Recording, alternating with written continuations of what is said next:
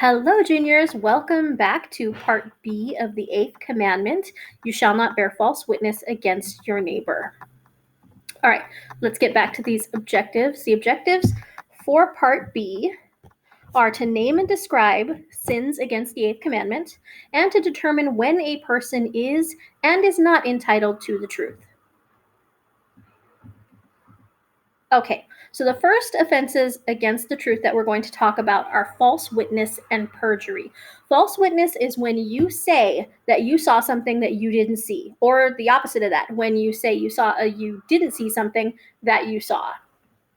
So when it is made publicly, a statement contrary to the truth takes on a particular gravity. So at some point you can be lying to yourself, or this can be just a lie that you haven't repeated. But once you declare a lie publicly, you've involved other people in your sin. When it is under oath, it is called perjury, and we've gone over that definition before. Acts such as false witness and perjury contribute to the condemnation of the innocent, the exoneration of the guilty, and the increased punishment of the accused. So your statements can have very serious consequences. If they're lies, then you could not accidentally, or maybe even intentionally leading to the condemnation of an innocent person or the punishment of an innocent person, or your lies could be allowing a guilty person to go free. So these are extremely important. Other offenses against the truth fall under the category of respect for the reputation of others. We have an obligation to protect and care for the reputations of other people and of ourselves. Respect for the reputation of persons forbids every attitude and word likely to cause them an unjust injury. So here are three such sins against the 8th commandment. Rash judgment. Rash judgment is assuming as true, without sufficient foundation, the moral fault of a neighbor. Christians should always strive to judge one's actions favorably. So that means when we are not sure about something someone has done, maybe we didn't witness an activity, or maybe we heard them say something that we don't fully understand, our obligation is to judge that person in the most favorable light possible when we don't have all the information. We have to always assume the best of each other. You may have heard the expression, give someone the benefit of the doubt. That's what that means. It means if you don't have all the information, you can't just jump to the worst conclusion. Detraction. Now, I want you to notice the T in this word. The T in the detraction is going to stand for truth. So detraction means without objectively good reason, disclosing another's faults and failings to persons who did not know them. So this is when you tell people things about somebody else that are true, but that still cause harm to their reputation. So detraction, T for truth. Calumny, on the other hand, I want you to think of the L as lying. So calumny are remarks contrary to the truth, which harm the reputation of others and gives occasion for false judgments concerning them. So if you start gossiping about somebody, saying things that aren't true, or spreading rumors that you're not sure are true, and these things can damage somebody else's reputation, that is called calumny. So detraction, T, telling true things about someone to people who don't need to know them, and calumny, lying about somebody else to hurt their reputation. All right, now let's talk about flattery, adulation, and complacence. Flattery sounds like a good thing. It sounds like you're saying nice things about somebody. But that's a little bit different. Flattery and compliments, they're like cousins. Flattery is when you are saying nice things about someone, either to make yourself look good in their eyes or to possibly continue to encourage them to do something bad. So like if you see somebody, as a senior beating up a little freshman, and you go up to that senior and compliment him saying, hey, you've got really good form in your punches, man. Good job. That's flattery that is going to encourage that person to keep on sinning. Adulation is like flattery to the extreme. It's when you're like gushing over somebody. Oh, you're so great. You're wonderful, yada, yada, yada. And again, the compliments are nice, but when they're done for the purpose of setting an environment where this person feels like they should keep doing what they're doing if it's something bad, not good. It's also not good if you don't really mean what you're saying, and that's what adulation is. It's kind of like false praise. And then complacence. Complacence means you see somebody doing something wrong, or you see a situation that's not good, and you just don't do anything. You're like, fine. And complacence really means like that your casual attitude is setting the environment up to make this person still feel comfortable to do what they're doing. In other words, if you don't say something, They're like, oh, I guess it's not really a problem, or it doesn't bother them, so I'm going to keep doing it. So these things, every word or attitude is forbidden, which by flattery, adulation, or complacence encourages and confirms another in malicious acts and perverse conduct. Now, along the same lines here are boasting and bragging. So these are all forms of an exaggeration, right? Boasting and bragging is like when you're complimenting yourself out loud, you're praising yourself, and it's good to have self-confidence, but it's another thing when you take that to an extreme by boasting and bragging. Boasting or bragging is an offense against truth because it exaggerates the truth. And so is irony, but it's not. So irony and sarcasm are not sins of themselves, but when they are aimed at disparaging somebody by maliciously caricaturing some aspect of their behavior, then yes, and that goes back to harming somebody's reputation. So we can't try to cause harm with our irony or sarcasm. Okay, so now let's get down to the crux of it. Lying is the most basic form of breaking the 8th commandment. A lie consists in speaking or acting in falsehood with the intention of deceiving. So this is the most direct offense against the truth. The gravity of a lie is measured against the nature of the truth it deforms, the circumstances, the intentions of the one who lies, and the harm suffered by its victims. So like all sins, their gravity is measured based on the circumstances, because sometimes we don't intend to cause harm, even though we might cause grave harm unintentionally. Since it violates the virtue of truthfulness, a lie does real violence to another. It affects his ability to know, which is a condition of every judgment and decision.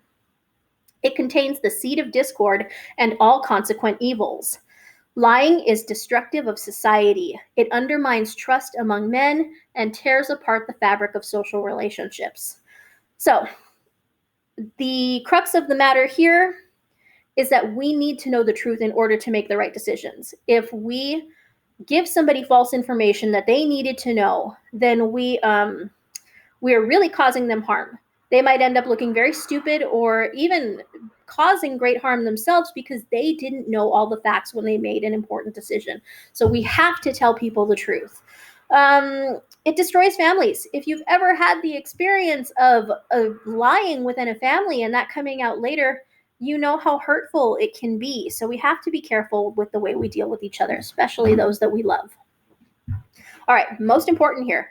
Every offense against the truth requires reparation. We have to repair the damage that we caused when we were dishonest. So it doesn't matter if it's calumny or detraction or boasting and exaggerating.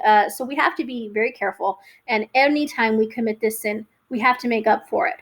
Ideally, when we've offended our neighbor through lying in a public way, we need to repair that damage as much as possible. But if that's not possible, then of course God calls us to make up for that privately. Respecting the truth.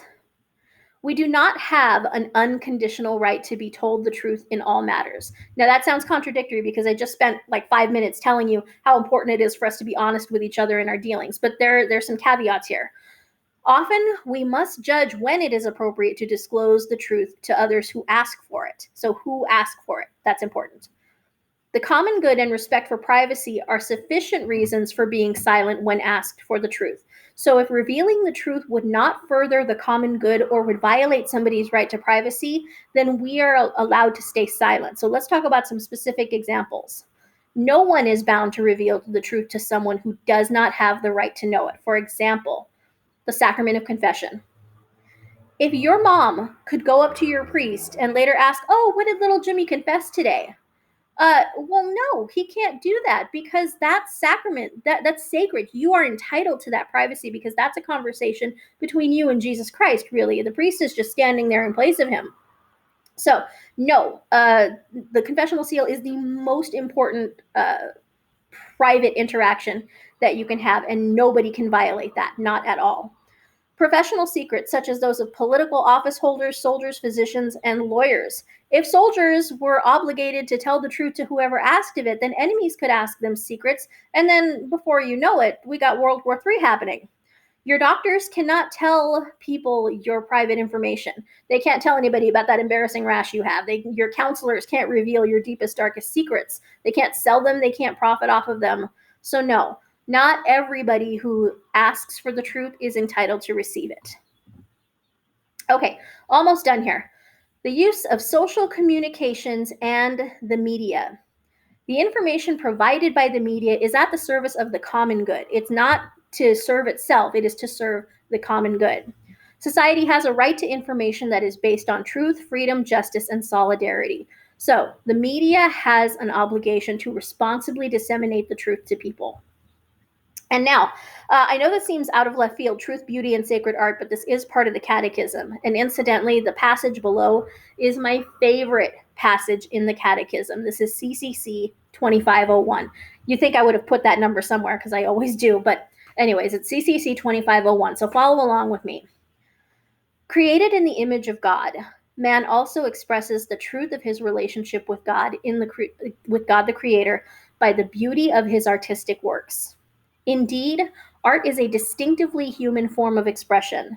Beyond the search for the necessities of life, which is common to all living creatures, art is a freely given superabundance of the human being's inner riches. Arising from talent given by the Creator and from man's own effort, art is a form of practical wisdom, uniting knowledge and skill to give form to the truth of reality in a language accessible to sight or hearing. To the extent that it is inspired by truth and love of beings, art bears a certain likeness to God's activity in what he has created. Like any other human activity, art is not an absolute end in itself, but is ordered to and ennobled by the ultimate end of man. Isn't that beautiful? My artistic types, I hope you really appreciate this. This says something very special about what our artistic abilities mean. In creating art that is rooted in love, we are participating in the creative work of God. And it's something that is unique to only humans. It is something that only you and I can express, and it's something that only you and I can understand when we hear it and when we see it. So that's beautiful. And again, that's CCC 2501. So that concludes where we are on the eighth commandment.